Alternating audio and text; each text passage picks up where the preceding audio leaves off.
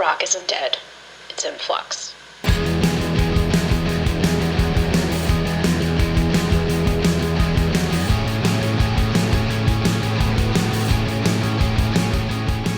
Hi everyone, it's Britt with Rock and Flux, and I am joined today by Alexandra of ECHOS. Thank you for being on the show with me today. Thank you for having me. I'm excited to be here. Yeah, so I always ask this question first because I think it's good for listeners to kind of get an idea. For those who haven't listened to you, like, what is your background? How did you start ECHOS and kind of to where you are now? Yeah, so I started singing when I was like a little kid, I think 5, and I just always knew I wanted to be a singer. I told everybody around me like I'm gonna make this happen. I'm gonna grow up and be a singer. And so I started writing songs when I was 9. I would just write them in my room and then joined bands in high school. And when I was 19 is when Echoes started. And so I had done a lot of like electronic music as Echoes, and we did that for about 9 or so years. It was like cinematic electronic was how Echoes started, and it kind of evolved into what it is now. Okay. What made you, because I have listened and your style has definitely changed, but I can see the progression of it. Like it definitely has made sense the way it's transitioned. What made you want to change the style to be a little bit more like ambient rocky that it is today? Yeah, I feel like I listened to a lot of that, so I just kind of always knew like I kind of want to, shift into this and start making this. And I always felt that my voice fit over that. And I just so it was almost like it was a natural progression of what things I'd already been listening to and things I'd already been writing. And then when I sat in on a session for my friend's band, who I ended up writing most of this record with. So it was kind of I sat in to write for them, and we were like, oh wait, I think we should start doing this every week and just kind of see what comes out of it. And then we were like, we've got a record. So yeah. I mean, so like what is it about like the rock and alternative music that draws you in, that makes you want to create that type of music? What is it about that? I have always loved writing about darker themes and like darker poetry, darker sounds, and I feel like it's a space where I can let all of that out and kind of just let it exist, and I can. I've had people tell me, don't write about dark things, like write about positive, uplifting things. But I feel like to get to the positive, uplifting side of things, you have to go through that darkness, and I feel like this world of music kind of allows me to do that in a way I didn't feel I could do with electronic music. And the other thing is like with being positive, like yeah, of course there's space for that, but sometimes like you just need to listen to something that maybe isn't necessarily all about like happy things, because life isn't always happy necessarily. Yeah, So I've always felt that way.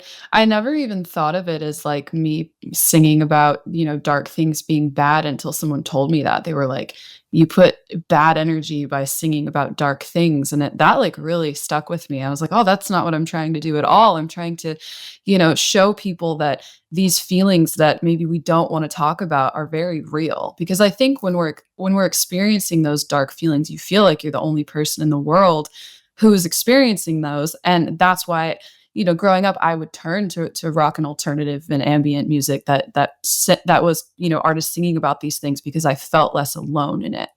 I never took it as like, yeah. So to be able to do that, with my art has just been so healing for me as a person and as an artist. right. What other bands and artists do you listen to that you find like you've gotten like the most what's the word that I'm looking for? Like inspiration from, or like what do you like to listen to typically? Yeah, I always say I've been listening to the same record forever. So, Daughter, If You Leave is just like one of the most beautiful pieces of art, in my opinion. The poetry is very dark, but it's very, you can feel less alone when listening to it. And so that's always been a huge creative inspiration for me. And then growing up, I listened to a lot of Evanescence, a lot of Deftones. Um, and I feel like those were some huge inspirations for me over the years. Yeah. How do you feel about Deftones? Like, Deftones is really, I think, making like a huge comeback right now. Not that they ever necessarily left, but they're the gain maybe more popular than they've ever been. And I think it's great. But how do you feel about that? Do you feel like that's true? Yeah, I have such a philosophy with art that I feel like everything there's space for everything and space for everyone. And like when something becomes popular, we should be like so excited for that artist. Like I think it's great. Like I'm definitely not a gatekeeper. I want everyone to win. So I think it's cool. Yeah. Mhm. I think the important thing is, like, as long as people stay grounded and they don't become, like, self-absorbed or, like, change who they are because of success, then, like, it's a great thing, you know what I mean? And so, and I was gonna actually ask you about Evanescence because I definitely hear some of that influence in music, and you have a new album coming out on January 17th. It's Quiet in Your Service, and I feel like it's updated Evanescence sound, like, very close to that sound, and your vocals are similar to Amy Lee, I would say. Is that, like, have you always just kind of more sang in that higher range, or are you inspired by her and her vocal style? Yeah, I've always sang like that, but I feel like this is the first time that that people are hearing it, throughout an entire record. I think the first time someone ever told me that, I did a singing competition when I was like 14 and they were like, "You sound like Amy Lee." And I was like, "Oh, shit, okay, cool." So, and I was working with my first vocal coach who teaches very classical style of singing and she really helped me find my voice. And so I think when I first heard Amy Lee, I was probably like 9, and I'm really bad with timelines. If I'm saying the wrong like ages throughout interviews, it's because I just have a horrible memory. So It's tough. It can all blend. It's yeah, time isn't real. So that's how I feel. But yeah, I do remember hearing her for the first time. My dad showed me Fallen, and I was just like, holy shit. Like it like did something in me and I was like I always think when we're inspired by art, it's a sign that we can do it too. And when I realized that I could sing, I was just like, oh shit, like I gotta keep doing this because it made me feel such a healing experience for me. And so but this is all over the place. To go back to what you were asking, very inspired by Amy Lee. And I think that came out more probably because I'm, exploring the rock music now versus what I did in the past. But I have had the comparison before, and I always take that as such a huge compliment because I think she's just such a phenomenal vocalist. Oh, yeah. Yeah, it is absolutely a compliment, and I also think, because I think sometimes other artists or musicians are inspired by people, but they, like, don't want to admit it or say that, and it's like, that is always a good thing, in my opinion, to say, like, who you are inspired by and who you listen to and who you could be compared to, you know? So Yeah, I always take it as a huge compliment. It means the world to me that people even like want to think of my music within that, in that vein. So, but yeah, very inspired by Evanescence and Ethel Cain too is another huge one that like hit me in the chest when I heard her voice for the first time. So, I'd say when making this record, I was listening to so much Evanescence, Ethel Cain, Bad Omens, Spirit Box. Those were kind of the and Deftones. That was like the rotation while making this. Yeah. so as your style of music has changed, do you feel like your songwriting approach has changed, or is that, like, pretty much stayed the same throughout? It's definitely changed. I feel like I used to go into sessions and be like and go into my writing process of like, I need to write a song about this. And it would be very like I knew what it was going to be versus this whole writing process was like I would go over to my friend's house and my band and we would just jam together and write whatever came out. And there would be times where like we'll just be doing like a freestyle jam session. I'm just kind of mumbling words and we would record everything and go back and listen and be like, oh, there's like a common theme. Like whatever you're singing or mumbling sounds like this word. Let's explore that theme. And so it was kind of like just this, it felt like doodling, like doodling art for lack of better term. So it's just really free flowing and fun. And it just kind of became what it is without the overthinking of like sitting down and being like, this is a breakup song or this is this song. It was just like, what does my subconscious want to bring to the surface through song? Do you find it's easier to have, like, that band situation when you're coming up with ideas, or is it easier in other ways to just, like, sit and write on your own? I love both for different reasons, but I love being able to like walk into to a band practice and just like like vibe, our energy. It's just so fun. It's been different. I've never written with a band before. And so, having this feeling of just like locking in, and like I turn around and I'm looking over at my drummer who's just like picking up the same vibe that I'm on vocally, and then my guitarist is doing the same thing. It's just this like we have this language that we all just energetically feel together. So it's been really powerful, and it's for sure like changed the shape of how I write my songs. Do you often come up with like the melody and the rhythm and the music part of it before the lyrics, or do you ever like think of like, okay, like this, like to what you were saying, like mumbling something, is that when you think of like a word that would work, is that what then shapes the rest, or is it maybe a mixture of both? It's definitely a mixture. I try to write poetry almost every day, or like an excerpt. And if I'm like really connected to whatever that daily poem is, I'll bring it to the studio and be like, "Hey, I wrote this idea." Or if I have a demo that I was working on, I have this thing, let's build onto it, and we'll shape it that way. But the mumbling thing, I think I learned that from one of my other songwriter friends, and it's just like it helps you get a melody out and like really connect with your subconscious mind. So it really depends on the day and the moment, but I love that because I do think we're feeling something all the time, whether or not we're aware of it, and allowing your subconscious to come to the surface can help you explore new things maybe that you didn't never thought you would write about. Right. Do you feel like your approach to the lyrics is different now that your style is more in this like rock, maybe darker side, or has that pretty much stayed the same? I think it has stayed the same in the sense that I think for me the freest I ever felt writing, dark lyrics was Even Though You're Gone, which is my like debut album. And that I took that same like feeling of sharing my diary with the world into this, but it was with like I think again, timelines and age is horrible for me. 2018, I don't know how old I was. I think I was like 22. Yeah, 23. So being 23 and then being 31, like I feel like I'm just a different person now. So I can take what I learned from being honest in that record with my like 31-year-old brain, and it's just like I think I have so much more confidence now in how I write.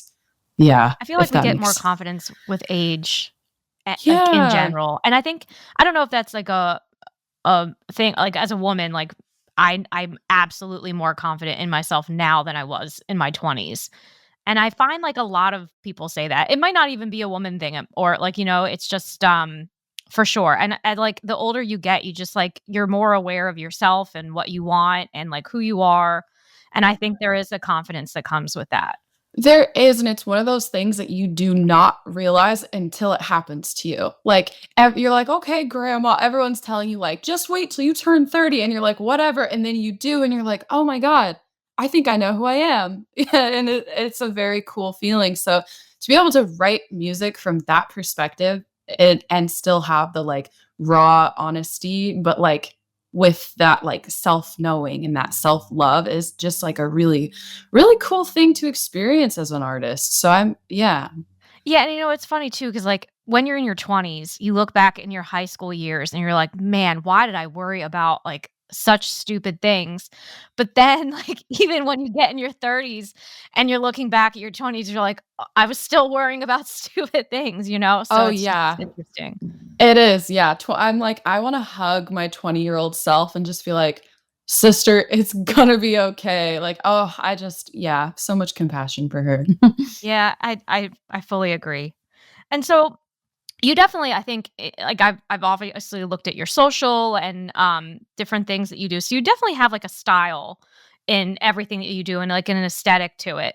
How important do you think that is for musicians to have in general? And how important is it for you specifically, your like whole aesthetic and look of everything? Thank you. I think it is so important because when you are able to have an aesthetic that subscribe to, it's you sharing yourself with your art. And I feel like, my 20s, I didn't really know who I was, so I didn't have the connection to my aesthetic that I do now. I touching back on the like turning 30 thing, I heard this thing that said when you turn 30, you resurface all the parts of you that you kind of made small over the years. And again, I don't know if this is something with just being a woman or if this is something that everyone experiences, but it's funny because how I dress now and how I create now is what, 12 and 13-year-old me did. I always dressed like this. It was, and I just, as time went on, people were like, oh, you shouldn't dress that way. Oh, you shouldn't do this. So I kind of I changed that. So now that I feel more sure of myself and more connected to myself, I feel I can show up within this aesthetic and this world building. And I think not only is it important because it's, you sharing yourself, but with your art, people can really feel like they have a world to dive into and they can recognize your branding, for lack of a better term, because I hate to be like, this is my brand, but it's like, it's who, yeah. So I think it's really important because when people have a visual association to your art, they feel like connected to you, or they can make associations too of like my fans and I all have this joke of like, I belong in the woods, like I'm a little siren in the woods. And so now they'll say things like, oh, I went to the woods and I saw echoes. So it's like, it's cool because people start to make these associations with you, and it's like a really cool way to world build and connect with your fans. Yeah, for sure. And I feel like, I feel like for a while it became this thing that's like, oh, well, you don't need to have a style, or you don't need to care about that, like as musicians or artists. And I think it is coming back now that people do care about it.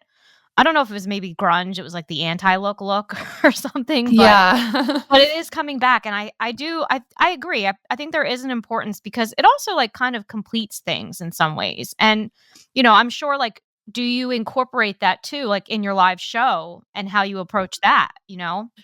Yeah, we have this joke. I'm staring at them right now. I have these red candles that I bought that are like they're flameless candles. We didn't know like what kind of lighting we wanted at this one show, and like trying to do it on a budget, I was like, how can I make this really fucking cool? So now I have like hundreds of these red candles that I bring to like photo shoots and now shows, and it's like, but it became part of the brand, and that makes so much sense because it's like I have this dark, mysterious mood to it. And so I don't know, having those things just like does elevate your live performance. It brings people into that world. And I had someone tell me once that Echoes doesn't have branding, and that stuck with me because I was like, oh shit, like how do I incorporate all that I am within the brand? And I think as I grew as a person, as an artist, and figured out who I was able to effortlessly create the Echoes branding because I'm creating from a place that is so authentic, right? So if you don't know who you are, you're going to have a hard time visually representing that within your art. True. It's very true. It's smart to do flameless too, because I know. I remember the first time I was like, we're going to get a lot of candles, and everyone's like, fire hazard. I was like, we are going to get a lot of battery operated candles. So yeah. And they come on throughout the day. I think I have some behind me. It's hilarious. They have like a weird timer that I didn't set. So like all throughout the day, these little candles come on, and I'm just like, okay. Mm-hmm. But it is kind of cool. Like as like a music fan or like an attendee of a show, it is cool when you walk into a place and you're like, oh shit, like what am I gonna see? You know what I mean? So like that definitely it sets a mood and it sets an experience, which live music in the end is an experience for people. So It is. I always say it's an escape from reality, and we all are trying to, take our mind off of something. Or with music, we're trying to dive fully into it, but we're trying to feel connectedness. So building this world and this space sonically and visually to let people fully envelop themselves, it makes it feel like we're all in the same moment together, and that's what I love so much about performing and being able to bring that brand and that vision to life. And I feel like I'm just in a place in my life where I feel confident enough to be able to do that. So it's been really cool.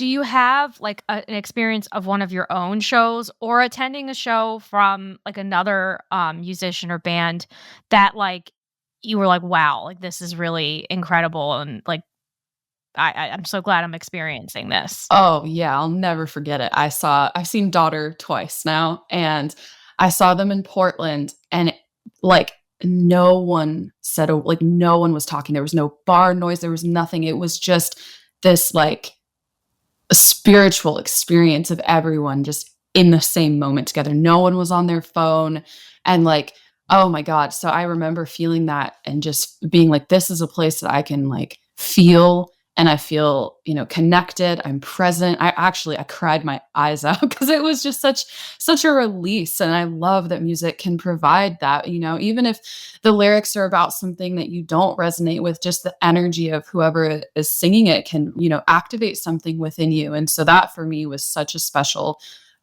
experience, and I wanna be able to give that to people when they come and see an Echo show. I just like a release, and the lighting that they chose was so beautiful, and it was just yeah, that was that and Florence and the Machine. Oh, yeah, I've seen her twice too, and that just feels you're so in the moment, and you're just witnessing an artist just fully in their power, and it's just such a beautiful thing to That's awesome. witness.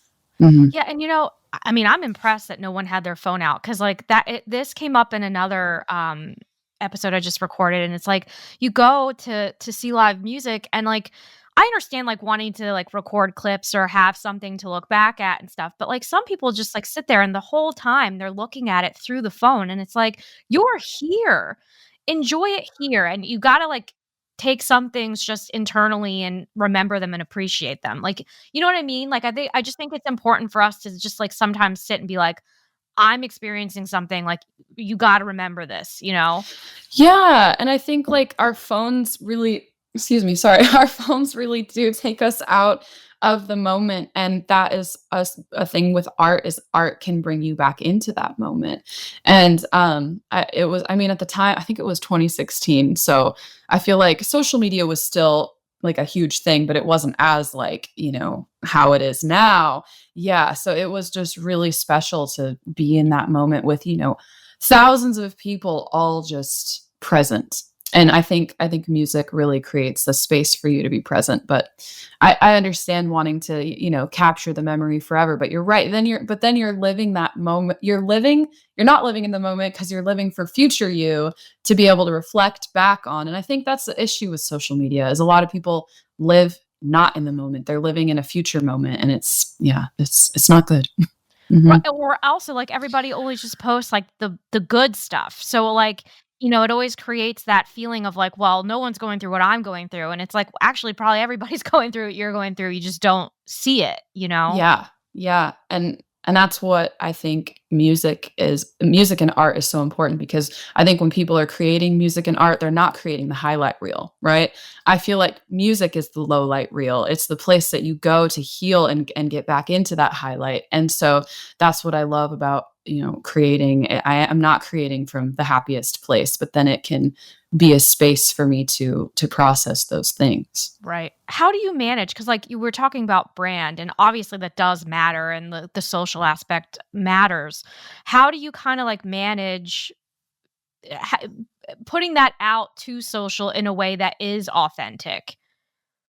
Yeah, I kind of feel like Echoes is a character in a way, like, she is me, but if I can, like, look at her as, like, this character, it's a little easier for me to, like, uh, dive into those darker places to keep it authentic and on brand without actually being in that mood, right? Like, I feel like something people have asked is, like, um how can you create such a dark song or make, continue to share it on social media if you're not in that headspace? Well, I have to tell myself, like, I don't have to be in that headspace, but, like, Echoes is in that headspace, and so if I can create and post and stay consistent through that lens, I think it helps me stay authentic. And obviously, since it is me posting, like it is me, but I'm able to kind of have a boundary between, okay, do I have to feel deeply and sad to still create social media posts daily and show up, if that Right. makes sense. Yeah. Yeah, no, Yeah. absolutely. Do you feel like you have to have that, like, that kind of, like, brooding feeling to everything, or do you ever feel like, "Well, I can be a little bit lighter," even if it is a character? Like, I guess there could be pressure to, like, make sure it's consistent in that way. Yeah. I think I have, like, such silly, like, meme humor, so I have started well, I guess I haven't I've had this for a while where I have, like, I'll say really stupid, funny shit, but the thing that makes it land is because the music is so dark. The fact that I'm saying this like weird meme shit like makes it kind of have this balance. And like right now we all keep saying I have it on my mugs, like Echoes saved my soul from eternal suffering, and then I just like sell mugs and that's become part of the brand, and it's like and like we've turned it into like all these memes where like the mug is what is saving us. So I think because I incorporate like really dumb humor into it, it does help it stay kind of light. Mhm. Yeah, well, because I think it's important, right? Like, there's always you gotta like, it's always a balance, you know? Because some people have said they're like, "Oh, when I met like meeting you, I thought you were going to be this brooding, like dark, poetic person, but I'm the complete opposite of that. I'm just like all the time, like and so I think having that balance but also still maintaining the seriousness of who Echoes is, who I am is important, but I think it makes it more fun for me to have a balance between the darkness and Of light. course, because everyone has a duality, you know? Like, we're not all one thing, so Yes. Yeah, I feel like that is actually something that has always been kind of hard too with like the branding thing of yeah, like do you have to subscribe to this one mood all the time? But humans are multidimensional. And I feel like we are fed that too with socials of like niche down, find your niche. And I'm like, but what if I'm like 16 niches? I don't know, I you know, know? well, that's and I think Mhm. they do that the whole niche thing, I really think is around consumerism, It and I've is. ha you know what I mean? Because like, the more of a box you can get, the more specific things they can sell you, and I think that's really why they do it that way, which I get, but, it's also like, well, I don't wanna be in one box, you know?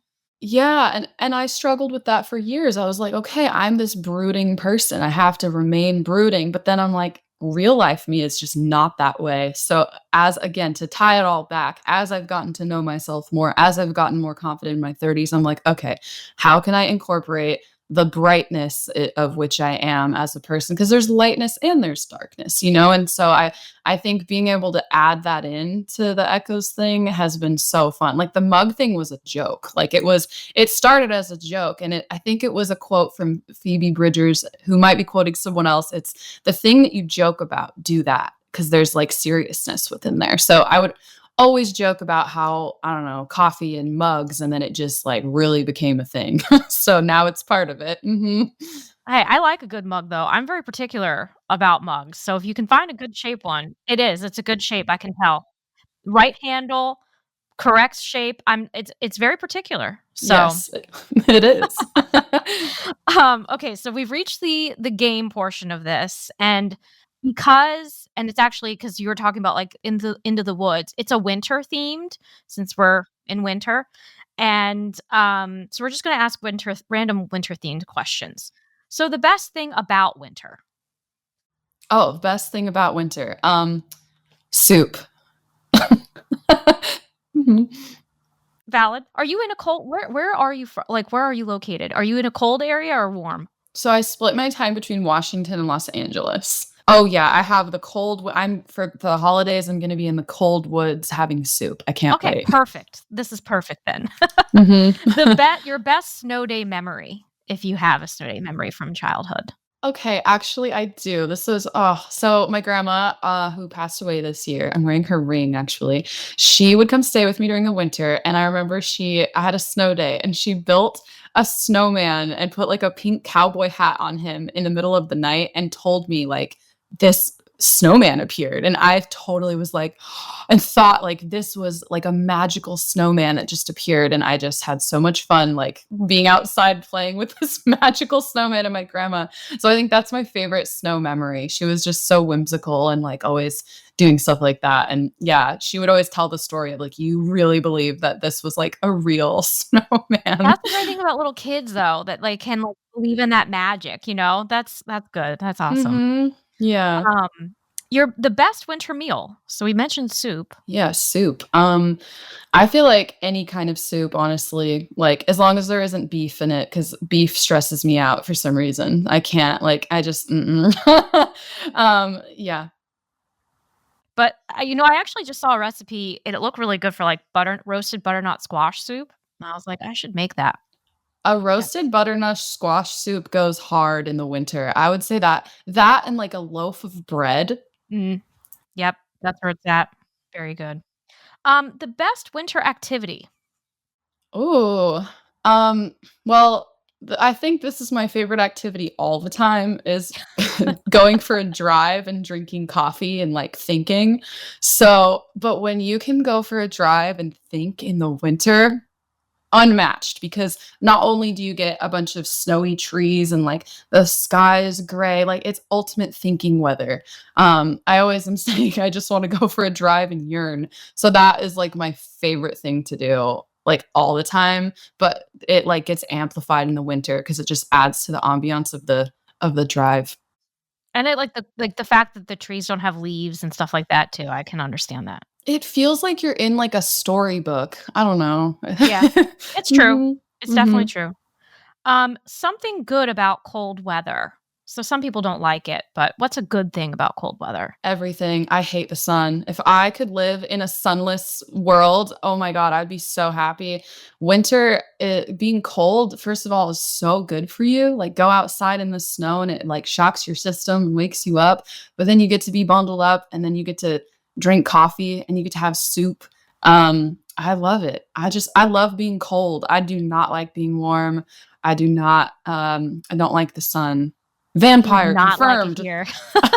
Where are I'm in you based? Phoenix. I'm in Phoenix. Oh, I Yeah, the hate it. sun makes me sad. I don't know. It makes me so sad, but I thrive in the Yeah, cold. I mean, I wear a hat a lot because 'cause I'm, like and I'm pale as a ghost because it's better for your skin, so I would rather be pale and look younger than I am than be tan. Per I sunburn really easily, so I don't know. I've never been someone who goes out in the sun. I guess when I was little, but now I'm just like, It's just not worth it. yeah, to get burned. I don't know. I love the cold. So this is like I'm the perfect candidate for these questions because I'm a cold I enjoyer. know, I was like, "I think this is gonna work." Um, the best cold weather animal. Oh, um, maybe this is just my own experience, but cats, because I had a cat named Bean and he was an indoor-outdoor cat and, like, loved being in the snow. So I feel like following him around in the snow was just so sweet, and I feel like cats are, they can stay warm in the snow. So, um I don't know if that's, the right answer, but There is no right answer. I would say cats. I mean, and, like well, like, there are some animals and, I mean, this isn't a horrible idea that hibernate, so it's like they just go to sleep. Yeah, like a bear? Yeah, okay. Yeah. Honestly, well, a bear would be a great winter animal because I feel like hibernation would be sick. Like, I kinda wish that humans did that. I feel like we need to. But I feel like there is the feeling, where everything kinda slows down energetically in the winter. Obviously, we still have to keep working, but there's like a hibernation energy that I feel comes along with the winter. And Mhm. then it's, like, kinda like a rebirth because like, everything comes back and it's like, I don't know, it in some ways, like, people start doing more outside and things like that, so okay, final question, and I ask everybody this. There's a saying like rock is dead. And obviously I don't think so, based on this show, but I always ask my guests, do you think rock is dead? Not at all. I feel like it's having, like, another revival. Like, I really feel like the 2000s are, like, coming back in a new way with new perspectives, and it's been really cool. I feel like there's a huge collective energy with creativity where things, everyone starts to kinda tap into the same thing, and I think it's because we're all pulling from the same source. So, yeah, I don't think rock is dead at all. I agree with you. And I don't think I've had anyone on the show say yes it is. I Or was maybe just they about to have, but like in ask. different ways. I think they have in different ways. The one answer which I thought was probably true is like the rock star is dead. Ooh, And I would yeah. agree with that, especially because, like, when you think of rock star, you think of, like, the '80s and, like, that whole persona, and I do believe that that is dead. I was gonna mention, so I think the rock star is dead also because with social media, we have access to everything at every time. So there's no like mysteriousness anymore, right? Like everyone knows everything about you because you've already shared everything online. unless you intentionally don't. So I think that's partially why some of it's dead, because everybody is just like, there's just this constant, yeah, information stream. Yeah. I agree. Well, Alexander, thank you for being on the show. It's been great to talk to you and get to know you and talk about your music a little bit. Is there anything else that you would want listeners to know? Your album's coming out January 17th, all streaming platforms. I'm Anything else? so excited. We do have a music video coming out on release day, so there's a fourth music video as a sacred offering from me to you. I have my vinyl, Quiet in Your Service, on blood red vinyl that is available now for exclusive pre-order. So I'm super excited about that. Put a lot of intention into that. And yeah, I'm super excited for this album to finally just be out in the world. And I hope that anyone who needs to hear it and, is going through anything can heal from listening to these songs. They truly helped me have a place to just leave my pain and heal through them. So very nice. And everyone give Echoes a listen. I forgot to ask you for a song to pick, because I usually ask everyone to pick a song that they would tell people to start with if they were just starting to listen to you. So let's end the show with that. So what song should we end the show with? Oh, I feel like check out Over and Over. It's the song that just came out. I feel like that's a good intro into the descent of of the Echoes world. The new one. Yeah. So thank you again, and everyone give Echoes a listen. Thank you so much for having me. Colder, it starts in my neck till I got nothing left. Till I got nothing left. And I need it to get lower, go slower. I'll give up control of every breath. Till I got nothing left. I won't decay in my own dismay. You're all the same, and you'll never change. Baby, I would let you fuck me over and over again, and over again. I know you don't wanna be friends. Baby, I wanna let you fuck me over, lifting up my